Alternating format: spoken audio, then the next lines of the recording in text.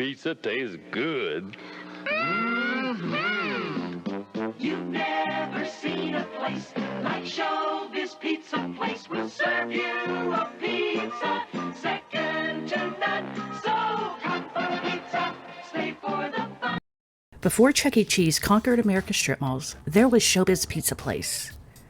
A fever dream of corporate entertainment that somehow convinced an entire generation that watching mechanical animals perform covers was the pinnacle of childhood joy.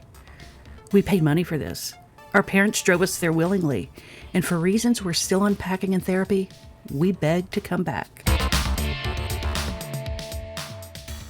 For Gen X kids, it was everything.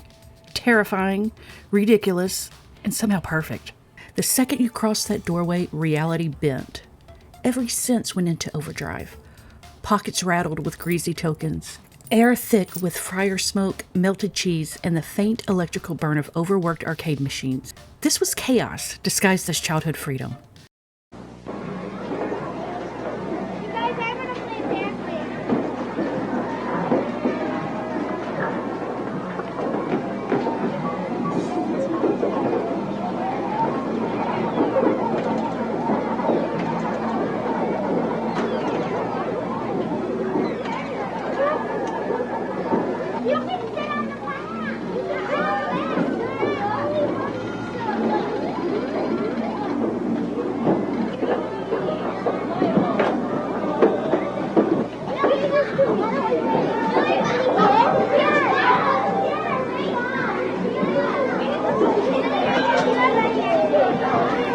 Did anyone ever eat from the salad bar?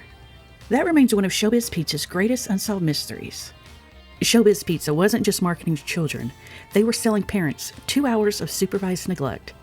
Moms could drop their kids off for the Rock-afire Explosion show, grab a coffee, light up a Virginia Slim, and catch up on your stories. It was parental supervision by proxy. The animatronics watched the kids. The TVs watched the parents. And everyone pretended this was normal family entertainment. The rules were simple. Don't leave through the front door. Don't talk to strangers. Everything else, Lord of the Flies with tokens. The ticket economy was genius. Thin paper strips that promised delight, but mostly delivered disappointment. Kids learned scarcity, exchange rates, and how to trade dreams for cheap plastic. Every parent watched their kids' dreams get mathematically crushed at the prize counter. The prize counter.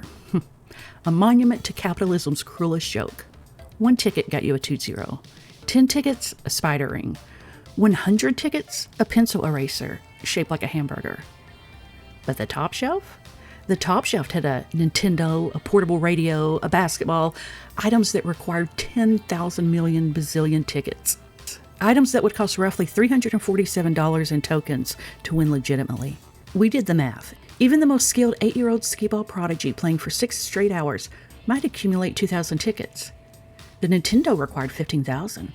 It was designed to be impossible, and we knew it was impossible, and we played anyway. Perhaps the most hypnotic element wasn't the robots or the games. It was the TVs, mounted throughout the restaurant, displaying a countdown timer between shows. Next show in 23 minutes. Next show in 12 minutes. Show starting now. Those countdowns created a Pavlovian response.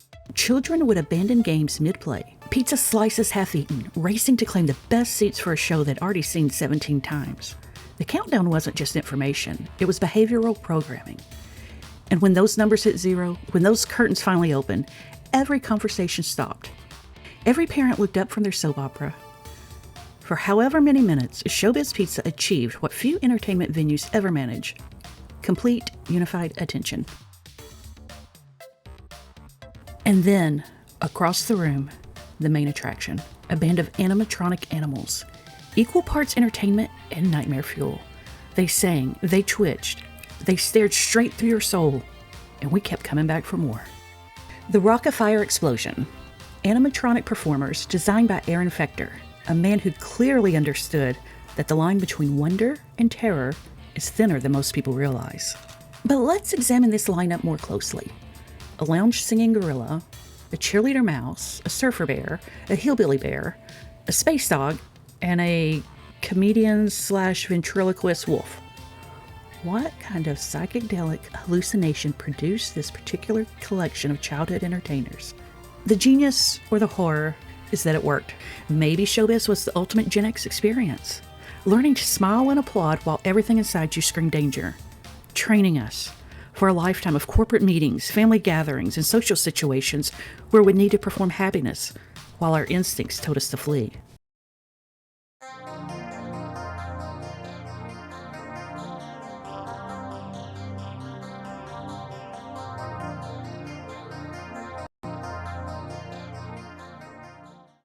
Hey, will everyone come on down and talk to Billy Bob?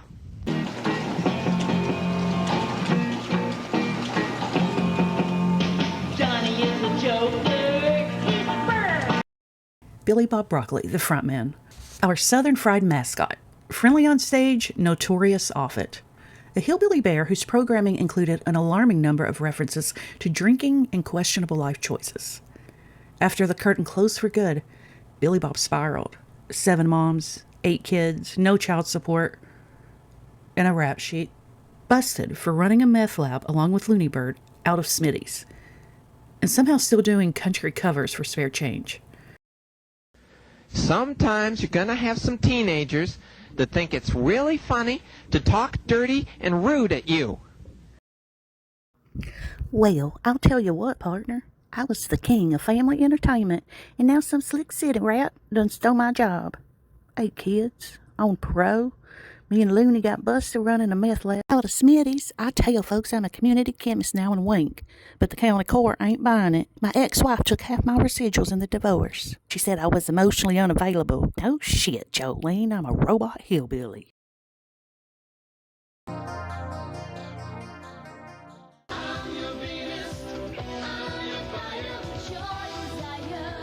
The cheerleader who doubled as the band's drama magnet. As the only woman in the lineup, Mitzi carried the weight of rumors, feuds, and a pharmacy's worth of pills. Her wandering left eye became as infamous as 3 divorces. After a messy affair with Beach Bear, Mitzi reinvented herself as a TED Talk regular, lecturing on stage trauma, eyeliner precision, and the dangers of polyester skirts. You know what? Nobody ever talks about the pressure. Try being the only female animatronic in a band full of malfunctioning dudes. I snapped in 2007, shaved my head live on Facebook Live back when that was a thing. People thought I was crazy, but honestly, it was the most honest thing I've ever done. I'm sober now, 2 years. I have 2 kids, both went no contact, but they'll come around.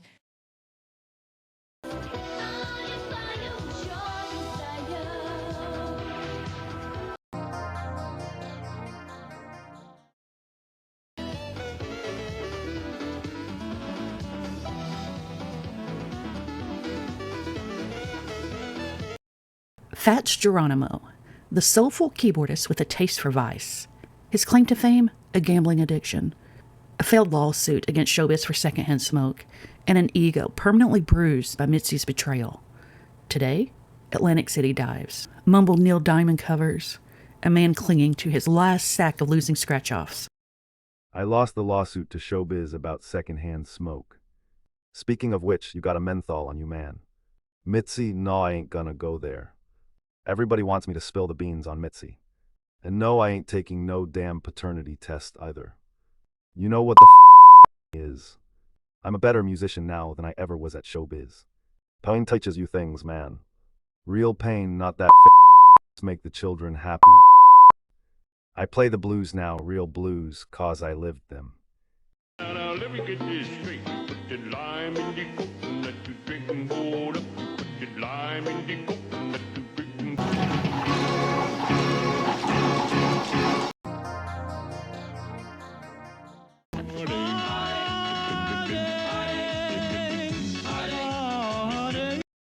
Duke LaRue, the anxious drummer who lived in a helmet. Years of head trauma only fed the paranoia. By the 90s, he was convinced the birthday cakes were bugged. Last known address, a psych ward, where he insists the nurses are on Chuck E. Cheese payroll. Okay. We're rolling. We're rolling. Cool. Okay. I was the drummer of the Rock-afire Explosion. You remember me, right? No, that's cool. I was the one in the spacesuit. Yeah. No, I don't know why either. I haven't slept through the night since '89. I can't go near wind chimes without flashbacks. Do I miss the band? No. Yes. Maybe. I don't know. I'm okay now. Mostly. Anyway, thanks for coming to my TED Talk. Think of those stars from the 50s sing, jukebox heroes and all those screams, Little Richard and Bob.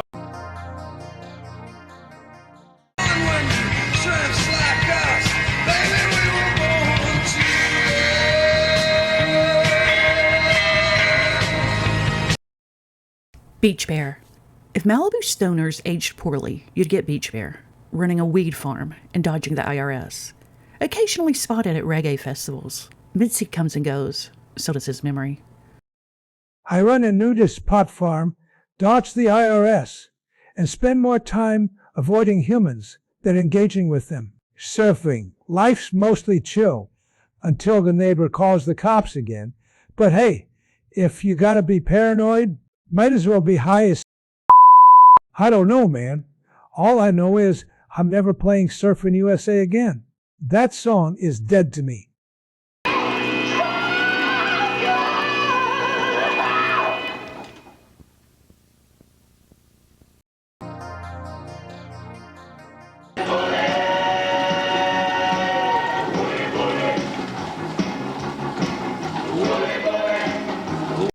Rolf de Wolf and Earl Schmerl, comedy duo turned cautionary tale.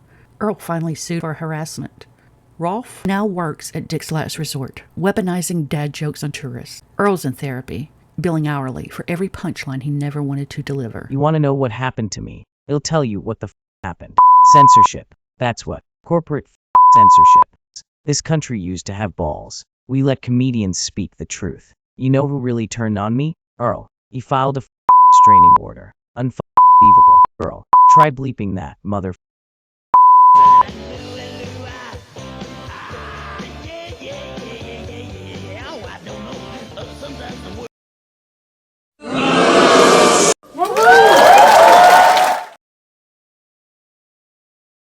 I said I wanted a party with cake and all my friends. And I said I wanted to take my friends out for pizza.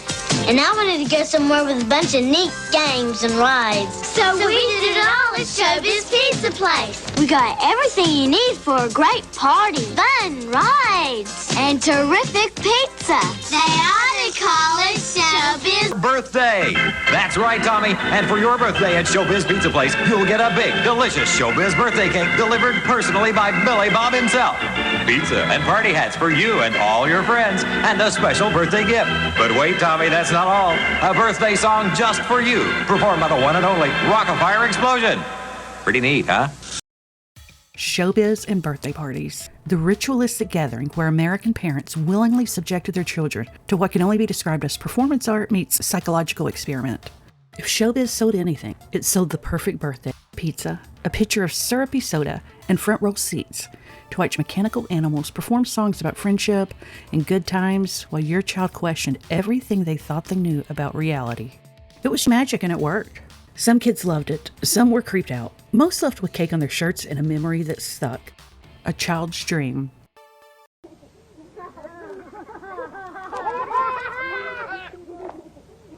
Happy birthday, dear Dawn. Happy birthday to you. There you go. Good.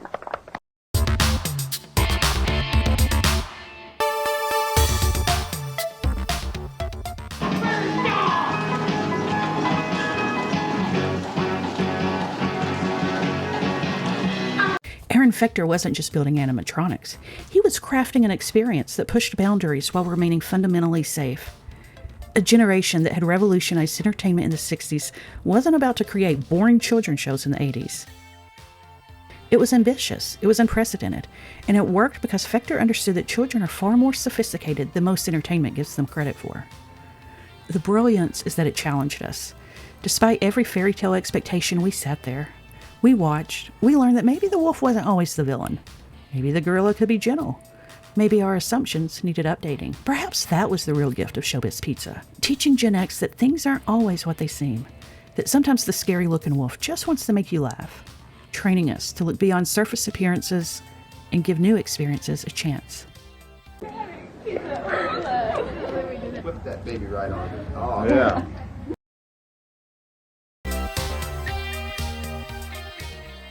ShowBiz Pizza was terrifying, genuinely, profoundly unsettling. The animatronics moved with the jerky unpredictability of malfunctioning machinery. Their eyes followed you with mechanical precision. Their mouths opened and closed slightly out of sync. Those jerky movements, the slightly late lip sync, it triggered something like controlled terror. But like all thrilling things, it created attachment. The uncanny made us look, and looking turned into laughing, and then nostalgia. Earl? Charlie! Earl? Close the curtains, Charlie! Technical difficulties. Hi, Earl. I'll show you some technical difficulties. No! Please, Earl! Not the buzzsaw! No! Help! Help! Help! Is there a doctor in the house? Oh, second thought, is there a carpenter in the house? Help! You missed. ShowBiz Pizza represented something uniquely Gen X. Entertainment that didn't insult our intelligence, even when it terrified us. We knew it was artificial. We knew it was corporate. We also knew those robots were probably going to star in our nightmares. But we also knew it was ours. A shared experience that couldn't be replicated or rebooted or turned into a streaming series. It existed, it was weird, and then it was gone.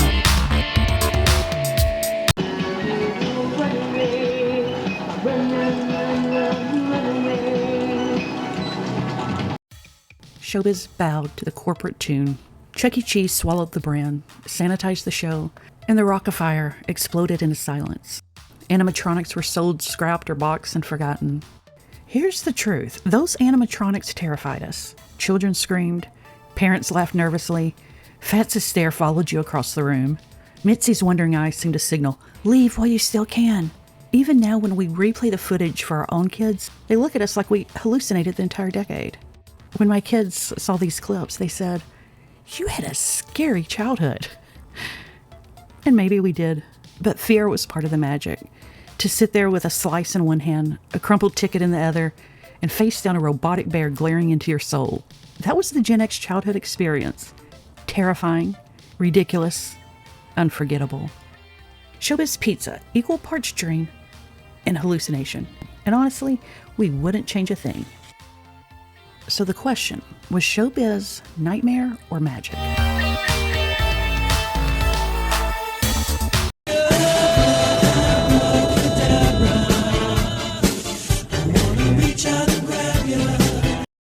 For me, it started as a nightmare. It was dark and smoky and no windows. I remember it was very it just had like an orange and amber feel to it. I was so scared of Fats. His eyes creeped me out. Their eyes made me turn away. But underneath that fear was curiosity. I adjusted. I would peek, and then eventually I would come to love it. The games, the rides, the pizza and prizes. It was everything a kid could want.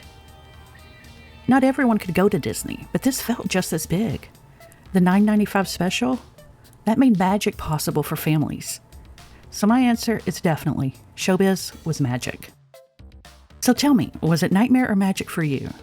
Please share your ShowBiz memories in the comments.